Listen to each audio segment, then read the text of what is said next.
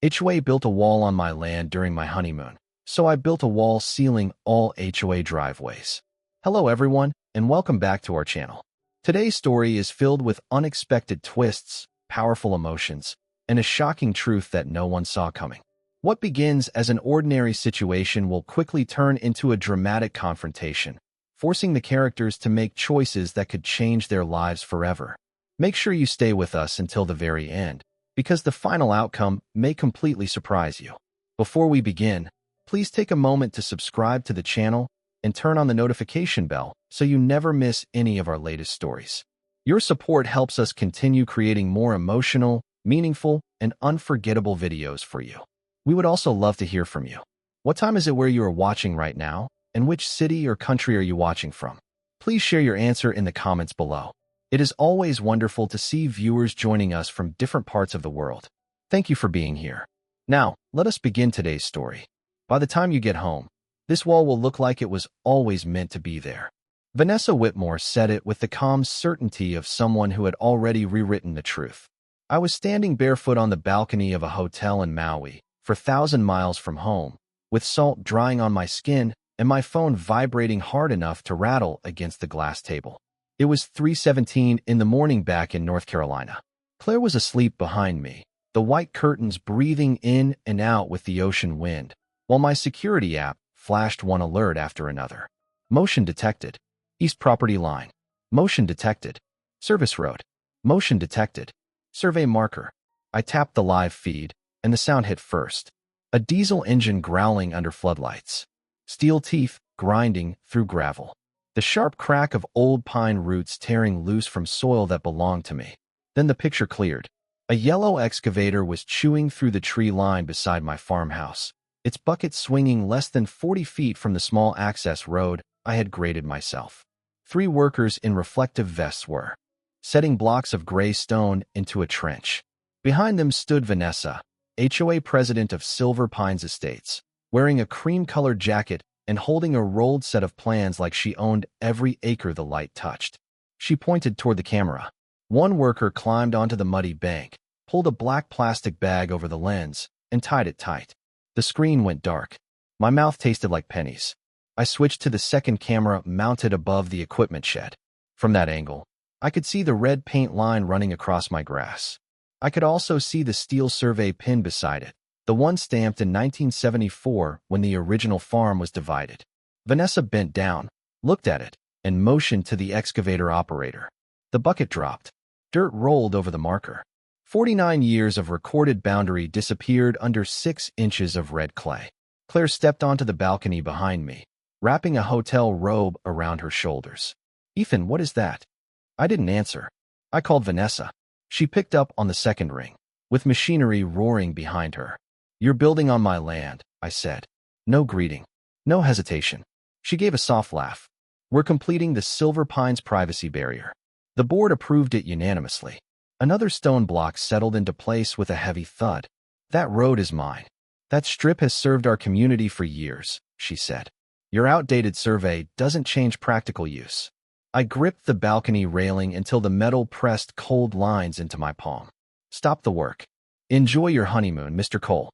We're improving the neighborhood." Then she lowered her voice, almost kindly. "By the time you get home, this wall will look like it was always meant to be there." The call ended. Behind me, the Pacific rolled against the shore with a slow, steady hush. On my screen, the excavator moved toward the next survey marker. Vanessa thought she was sealing me out of my own property. What she did not know was that the wall was not sitting on the most valuable piece of land I owned. The valuable pieces were 4 narrow parcels beneath every driveway leading into Silver Pines Estates. The 4 parcels were easy to overlook unless you knew exactly what you were looking for. On paper, they looked like narrow rectangles of dirt, each one barely wider than a 2-car driveway, stretched between Silver Pines Estates and the county road. To Vanessa, they were probably meaningless scraps left behind by an old surveyor. To me, they were the reason the entire neighborhood had access to the outside world. Claire stood beside me on the balcony while I opened the property records stored in my cloud account. The blue light from my phone washed across her face. Somewhere below us, palm leaves clicked together in the wind, and the sweet smell of plumeria drifted up from the hotel courtyard. It should have been the most peaceful night of our lives. Instead, I was zooming in on a boundary map while an excavator buried my survey pins back home. "Explain it to me," Claire said. "Why would they build there?" I dragged my finger across the screen. Our farmhouse sat on 6 4/10 acres just north of Silver Pines. The property had once been part of a 70-acre tobacco farm owned by the Harlan family. When the farm was divided in 1974, the developer bought most of the southern acreage for what eventually became the subdivision. But the original owner kept 4 strips connecting the remaining farmhouse land to the county road. Decades later, those strips came with my deed. Parcel A, Parcel B, Parcel C, Parcel D. Silver Pines had permission to cross them, but permission was not ownership. "They have been using those entrances so long that Vanessa thinks they belong to the HOA," I said. Claire looked toward the black ocean. "Do they?" No. I had learned early that fences lied. Roads lied. Fresh pavement and trimmed hedges could make private land look public. Steel survey pins did not lie. Neither did recorded deeds. My father had taught me that when I was 12, standing in a muddy field while he showed me how to read a transit level. He spent 31 years surveying county roads and construction sites. He used to tap a boundary marker with his boot and say, "Never trust what people built. Trust what was recorded before they arrived." I became a licensed land surveyor, then started a small retaining wall and grading company outside Raleigh. I knew soil loads, drainage angles, access rights, and exactly how expensive one careless wall could become. That knowledge was one reason Claire and I bought the farmhouse 3 years earlier. The other reason was simpler. We wanted a life that felt like ours. The house had a deep front porch, a red metal roof, and a workshop large enough for my equipment. Claire planted hydrangeas along the eastern fence. I restored the old service road behind the pines. We planned to raise a family there, away from identical mailboxes and monthly arguments about grass height. Vanessa had offered to buy the narrow entrance parcels twice. Her second offer arrived 1 week before our wedding. $12,000 for land worth far more than that. I declined without negotiation.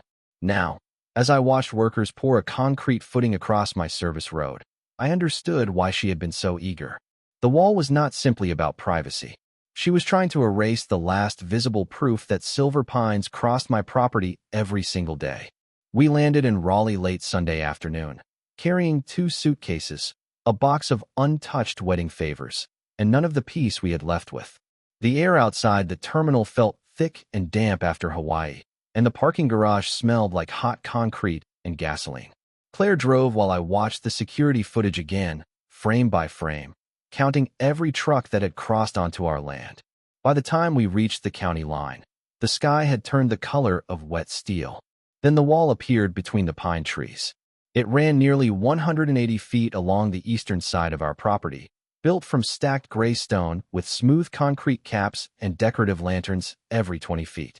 Silver Pines logos had been bolted onto both ends. My service road vanished behind it. So did the drainage swale that carried storm water away from the workshop. Fresh red clay covered the shoulder, and muddy tire tracks cut through Claire's hydrangeas. She stopped the truck before the driveway and stared through the windshield. They finished it. I stepped out into air that smelled of wet cement, crushed pine, needles, and approaching rain. The ground gave softly beneath my boots. A brass plaque had been mounted at eye level on the wall. Silver Pines Estates. Private community property. I had owned the land for 3 years, and Vanessa had managed to label me a trespasser in 5 days. A white Lexus rolled toward us from the neighborhood entrance. Vanessa lowered the window but left the engine running. She wore oversized sunglasses, a pale blue blouse, and the same calm smile she used whenever she wanted arrogance to sound like courtesy. "Welcome home," she said. "I hope Maui was lovely. You buried my survey markers." Our contractor removed several obsolete metal stakes that created a safety concern. Those stakes were recorded boundary monuments. Her smile tightened. "According to our updated community map, the wall follows the common boundary." She handed me a laminated sheet through the window. The paper smelled faintly of fresh toner. It showed the wall aligned perfectly with a thick black property line, but the county parcel numbers were missing and the north arrow pointed several degrees off true. Someone had redrawn the map to make the lie look clean. "Who prepared this?" I asked. "The board retained a qualified consultant." Name. You can direct questions to our attorney. Claire stepped beside me, her suitcase tag still hanging from her handbag. Your workers destroyed our flowers and blocked our road. Vanessa looked at her with practiced sympathy. I understand that change can feel personal, especially after an emotional trip, but this project protects property values for everyone. There it was. Not an apology, not even denial. Just the assumption that repeating authority made it real. She reached into the passenger seat and handed me a certified envelope. Inside was an assessment for $18,700, described as my proportional contribution to the security improvement. A second page demanded that I sign a permanent access agreement within 10 business days. If I refused, the HOA claimed it would begin enforcement proceedings for obstruction of community infrastructure. Thunder rolled somewhere beyond the trees. Vanessa adjusted her sunglasses. Cooperation will make this easier, Ethan. I folded the papers once and slipped them back into the envelope. For which one of us? Her engine hummed in the silence. Then she drove away, leaving the sweet smell of expensive perfume mixed with exhaust. I stood beside the wall until the first drops of rain darkened the stone. Water pooled where the drainage swale used to be, rising against the new concrete footing. Vanessa had not only crossed my boundary, she had changed the land, altered the records, and sent me the document that proved she intended to keep it. By Monday morning, the rain had stopped, but the damage had settled in. A shallow brown pool stretched from the wall to the workshop foundation, carrying pine needles, mulch, and 2 crushed hydrangea blooms in slow circles. I measured the water depth at 4 inches near the concrete footing. Then I photographed everything. The blocked swale, the buried marker locations, the fresh grading cuts, the tire tracks crossing our property. Claire followed with a legal pad, writing down times and distances while the sharp smell of wet clay clung to our boots. At 9:15, I called the county sheriff's office and reported unlawful construction and property damage. 2 deputies arrived 40 minutes later. Vanessa arrived 6 minutes after that, driving the same white Lexus and carrying a binder thick enough to suggest she had been waiting for the call. Deputy Aaron Mitchell listened while I explained the boundary, the service road, and the missing survey monuments. He studied my deed, then looked at Vanessa's laminated map. "These do not match," he said. Vanessa gave him a patient smile. "That is because Mr. Cole is relying on an outdated farm survey. The HOA commissioned a corrected community plan." "From a licensed surveyor?" I asked. "From a qualified land consultant. That is not the same thing." Her eyes shifted toward me, cold behind the polished expression. Deputy Mitchell rubbed one hand across his jaw. "This is likely a civil dispute. I cannot determine ownership at the roadside." Vanessa opened her binder and pulled out meeting minutes, contractor invoices, and a document titled Emergency Security Authorization. Every page carried the Silver Pines letterhead. None carried a county recording stamp. "He is interfering with approved community infrastructure," she said. "Yesterday, he threatened to remove the wall. I told you to stop building on my land. You became aggressive during a private conversation." Claire stepped forward. "I heard the call. He never threatened anyone." Vanessa turned toward her. "You were on your honeymoon." Emotions were understandably elevated. The sentence landed softly, but the insult underneath it had weight. Deputy Mitchell raised one hand before Claire could answer. "Nobody touches the wall until the property line is legally confirmed. No removal, no additional construction." Vanessa nodded as if the order belonged to her. "Of course, we respect the law." Then she pointed toward the strip of grass between the wall and the neighborhood entrance. "He should also be instructed not to trespass on HOA property." I could hear the faint hiss of lawn sprinklers behind her.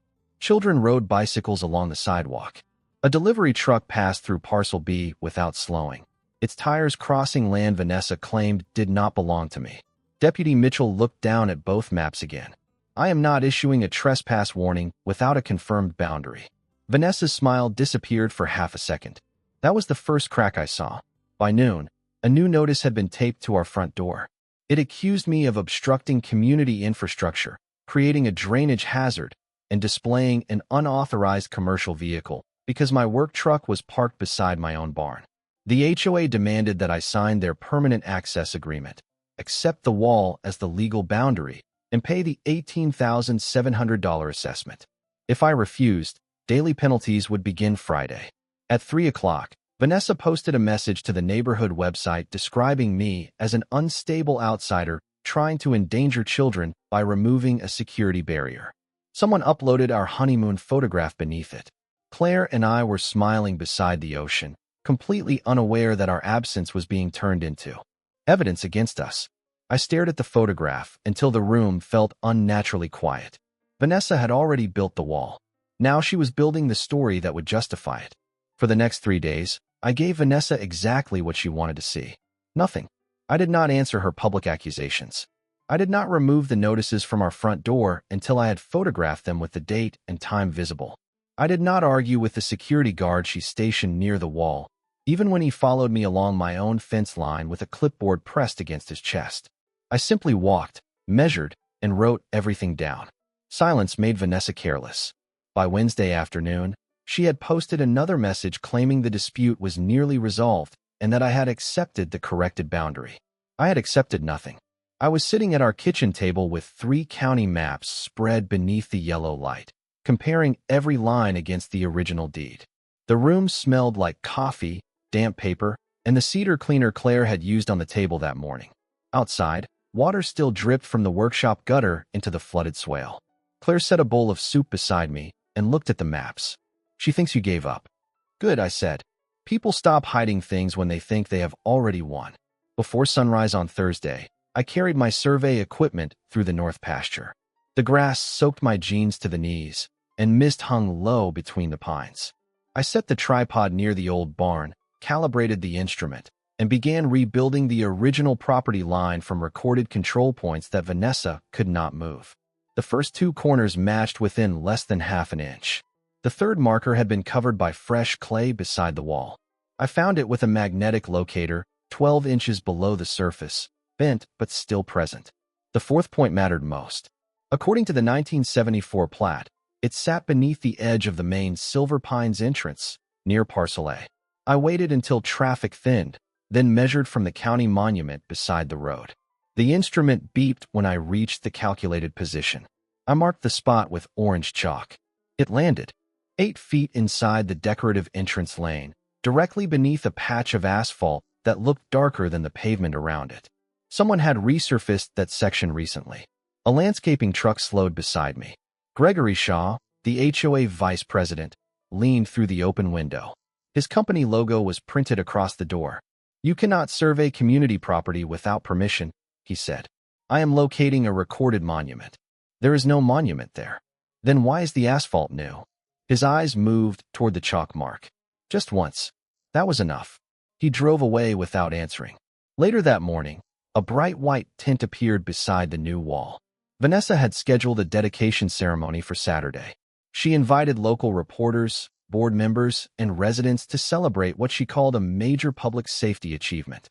Workers planted flowers along the stone. They polished the brass plaques. They even installed a ribbon across the service road they had taken from me. I watched from my porch while Claire read the announcement on her phone.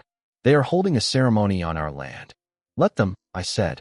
That afternoon, I sent soil samples, drainage photographs, and the recovered marker coordinates to County Engineer Maria Alvarez. Then I forwarded every document to Daniel Reeves, a real estate attorney my father had trusted for years. At 6:42 that evening, Daniel called. His voice was quiet. "Ethan, I found the original access agreement." I looked through the kitchen window at the lanterns glowing along Vanessa's wall. "And the HOA had permission to cross your 4 parcels under 4 conditions. They could not build permanent structures, alter drainage, destroy boundary markers, or claim ownership." I could hear pages turning on his desk. "They violated every condition. The access rights terminate automatically." For the first time since Maui, I leaned back and let myself breathe. Vanessa thought my silence meant surrender. In reality, she had spent the entire week preparing a celebration for the document that would seal every entrance she controlled. Daniel came to the farmhouse before sunrise on Friday with the original access. Agreement sealed inside a clear plastic sleeve. The paper had yellowed at the edges, but the language was precise.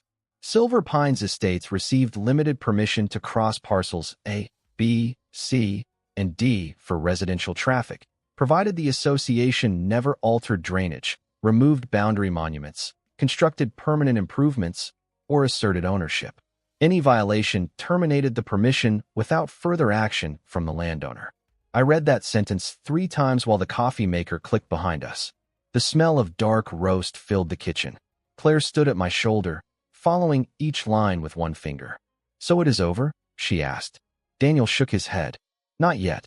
The agreement gives Ethan the right to withdraw access, but everything has to be handled carefully. Residents still need emergency services. The county road cannot be obstructed. Every structure has to sit entirely inside his parcels." I looked through the window toward the stone lanterns glowing in the morning fog. Vanessa had created the problem with confidence. I would solve it with measurements. At 8 o'clock, Maria Alvarez arrived in a county truck carrying rolled plats, drainage records, and a survey-grade receiver. We spent 6 hours locating all 4 parcels. Parcel A crossed the main entrance beneath the darker patch of asphalt. Parcel B sat under the visitor lane beside the clubhouse sign. Parcel C ran beneath the service entrance used by landscaping trucks. Parcel D crossed the rear driveway near the retention pond. Each strip connected my land to the public right-of-way. Each one remained listed under my deed. Maria placed temporary flags at every corner and photographed the coordinates. The receiver chirped with each confirmed point, a small electronic sound that felt louder than the traffic passing behind us. "There is something else," she said near Parcel C. She knelt beside a storm drain and removed the grate. Mud and construction debris had packed the channel almost solid. "The new wall redirected runoff into your workshop basin. That project required a county drainage permit." Did they get one? No. By late afternoon, Daniel had prepared a formal notice of termination. It listed every violation and attached the security footage, survey records, drainage photographs, and Vanessa's demand that I recognize the wall as the boundary. Before sending it, he advised me to give the HOA one final opportunity to correct the problem. I emailed Vanessa a simple proposal: remove the wall, restore the swale, replace the survey monuments, withdraw every assessment, confirm my ownership of the 4 entrance parcels. Her reply arrived 23 minutes later. Silver Pines Estates does not recognize your ownership of any entrance parcel. The association will continue maintaining all community access points without interference. I printed the message and placed it beside the original agreement. The toner was still warm beneath my fingertips. Vanessa had just denied my title in writing and rejected the permission that allowed her neighborhood to cross my land. Daniel read the email, then gave a slow nod. "That is the statement we needed." We filed the termination notice with the county recorder before closing time. I submitted applications for 4 boundary barriers, each designed to protect my property while preserving pedestrian access and a separate emergency lane.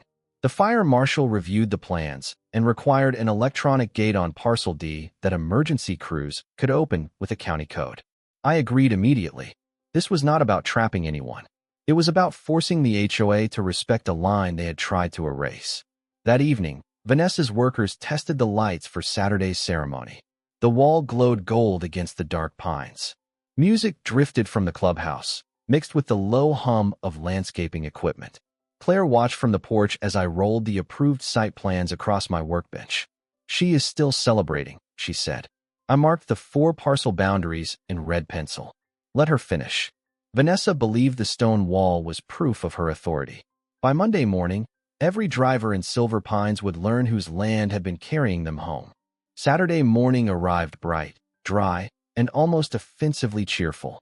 By 10 o'clock, white folding chairs lined the grass beside the stone wall, a local news van sat near the main entrance, and a table covered in blue cloth held lemonade, cookies, and silver scissors for the ribbon cutting. Vanessa stood beneath a banner that read "Community Safety Through Unity," greeting residents as though she had personally rescued the neighborhood from disaster. Claire and I watched from our porch with coffee cooling between our hands. The air smelled of fresh mulch, cut grass, and the wet concrete still curing beneath the wall. She invited reporters, Claire said. "That helps us," I answered. At 11:15, Vanessa stepped to a small podium and thanked Gregory Shaw for completing the project ahead of schedule. Gregory stood beside her in a navy blazer, smiling while his landscaping company trucks remained parked behind the clubhouse. That detail mattered. The construction invoice listed a separate contractor, but the equipment, employees, and company registration all led back to Gregory. Daniel had found $92,000 in HOA payments routed through a business registered to Gregory's brother. The wall was not only an illegal structure, it was evidence of self-dealing. Vanessa raised the scissors, cameras pointed toward her, and the crowd applauded as the ribbon fell. I did not interrupt. I recorded every word from my side of the property line. By noon, the celebration ended. By 1:30, Gregory's crew returned with a paving machine and began spreading asphalt across Parcel C. My formal termination notice had been delivered that morning. The Orange County flags were still visible at both corners. They paved anyway. I walked to the edge of the parcel with my phone recording. The paving machine hissed as hot asphalt rolled across the gravel, and the sharp tar smell drifted through the pines. "This work has no authorization," I said. Gregory glanced down from the cab of his truck. "The HOA rejected your claim. The county records did not." He stepped out and folded his arms. "You need to leave the construction area. You are standing on my deeded parcel." His eyes moved toward one of the orange flags. Then he pulled it from the soil and tossed it beside the road. The small plastic marker landed in the grass. Without a sound, my phone captured everything. That evening, Daniel sent Vanessa a final notice confirming that residential access would close at 6 o'clock Monday morning. Emergency and pedestrian access would remain open. The notice included the permits, the fire marshal approval, the recorded termination, and maps showing every barrier location. Her response came just after 8. She called the notice fraudulent, threatened an emergency lawsuit, and ordered residents to ignore all boundary markings. Then she made the mistake that removed any doubt about intent. She instructed Gregory in writing to complete paving before Monday so the HOA could establish permanent control through continuous use. Daniel forwarded the email to me with 6 words. She just documented the entire plan. Sunday passed quietly. My crew staged materials at the workshop after dark: steel posts, concrete barriers, reflective signs, and the electronic emergency gate approved for Parcel D. No one crossed the property line. No one touched HOA land. Every measurement had been checked twice by Maria and independently verified by another licensed surveyor.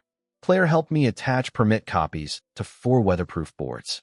Near midnight, we stood inside the workshop listening to rain tap softly against the metal roof.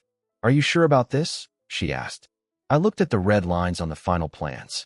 They had 3 chances to remove the wall. That was not what I asked. I folded the plans and set them beside the permits. "Yes, I am sure." At 5:20 Monday morning, 4 work crews rolled out beneath a gray sky. Their amber lights flashed across the wet pavement. The first concrete truck turned toward Parcel A. The second headed for the clubhouse entrance. Vanessa had spent the weekend proving she would never respect a boundary voluntarily. Now the boundary was about to become something she could no longer pretend not to see. At 6 o'clock sharp, the first steel post dropped into place at Parcel A.